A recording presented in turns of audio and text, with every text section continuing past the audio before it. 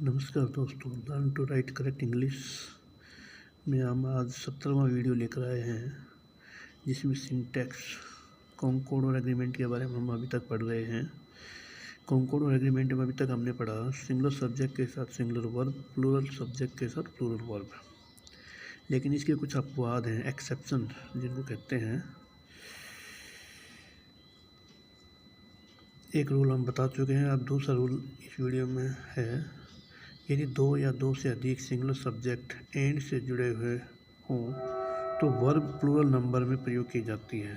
जैसे Ram and Mohan come here every day. Ram और मोहन यहाँ रोज़ आते हैं। तो यह राम और मोहन दोनों वैसे तो सिंगुलर हैं, लेकिन ये एंड के द्वारा जुड़े हुए हैं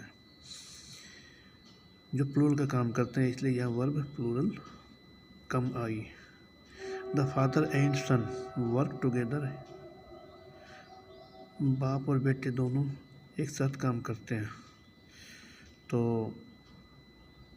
यहाँ बाप और बेटा दोनों अलग अलग हैं, सिंगुलर हैं, लेकिन एंड के द्वारा जुड़े होने की वजह से ये प्लूरल का काम करते हैं, और इसलिए यहाँ वर्क जो वर्ब है वो प्लूरल रूप में है।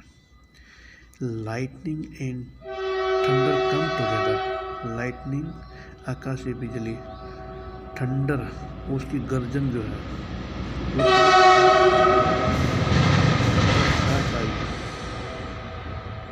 लाइटनिंग सिंगुलर है और थंडर भी सिंगुलर है, जो दोनों एंड के द्वारा जुड़े होने की वजह से प्लूरल का काम करते हैं, come. Shyam Mohan and Ashok have come. Shyam Mohan and Ashok come. Shyam Mohan और अशोक आए हैं।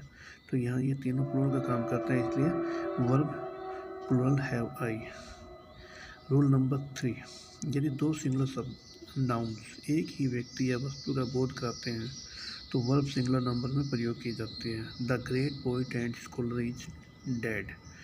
द ग्रेट पोइट जो एक महान कवि और एक विद्वान जो हो मर गया, ये दोनों ही एक ही व्यक्ति के लिए इस्तेमाल हुए हैं। यहाँ वर्ब इसलिए सिंगुलर में आएगी is. My friend benefactor has come. मेरा दोस्त और लाभदायक जो मुझे फ़ायदा पहुँचाता है वह आया है। तो ये दोनों ही बातें एक ही व्यक्ति के लिए आई है, इसलिए यहाँ सिंगुलर वर्ब का प्रयोग होगा। The great warrior and patriot is being honoured. Warrior का मतलब होता है योद्धा, और पैट्रियट का मतलब होता है देशभक्त। तो एक महान योद्धा और देशभक्त को सम्मानित किया गया है। तो यहाँ वॉरियर और पैट्रियट दोनों ही एक ही व्यक्ति के लिए इस्तेमाल हुए हैं, इसलिए यहाँ वर्ब आई इज। इन दो व्यक्तियों एक व्यक्ति के लिए दो अलग अलग बातें आती हैं तो उसको सिंगुलर माना जाता है, उसके साथ सिंगुलर वर्ब का प्रयोग होता है। The chief engineer and manager of the factory has agreed.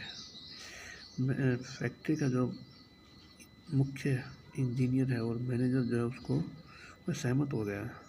तो ये दोनों एक ही व्यक्ति, यानी इंजीनियर भी वही व्यक्ति है और मैनेजर भी वही व्यक्ति है, तो इसलिए हेल्पिंग वर्ब हैज़ का प्रयोग हुआ, यानी कि सिंगुलर हेल्पिंग वर्ब का। नोट, यहाँ यह ध्यान रखना चाहिए कि जब दो नाउन्स एक ही व्यक्ति को इंगित करते हैं तो आर्टिकल केवल एक बार पहले नाउन के साथ ही प्रयोग होता है। यदि दोनों नाउन्स के साथ अलग अलग प्रयोग होता है, यदि दोनों नाउन्स के साथ अलग अलग आर्टिकल प्रयोग किया गया है तो उनसे दो व्यक्तियों का बोध होगा, उस सूरत में प्लूरल वर्ब प्रयोग होगी। जैसे the chief engineer and the manager of the factory have agreed. तो चीफ इंजीनियर के सामने आर्टिकल द का प्रयोग हुआ, मैनेजर के सामने आर्टिकल द का प्रयोग हुआ, इसलिए यह हेल्पिंग वर्ब भी प्लूरल होगी। क्यों? क्योंकि दोनों अलग अलग हो गए, अलग अलग व्यक्ति हैं, इसलिए यहाँ प्लूरल हेल्पिंग वर्ब हैव का प्रयोग हुआ। दोस्तों, आज के वीडियो में इतना ही। अगले वीडियो में और लेके आएंगे। कृपया मेरे चैनल को सब्सक्राइब करें, लाइक करें और शेयर करें ताकि आपको आने वाले वीडियो के बारे में जानकारी मिल सके। धन्यवाद।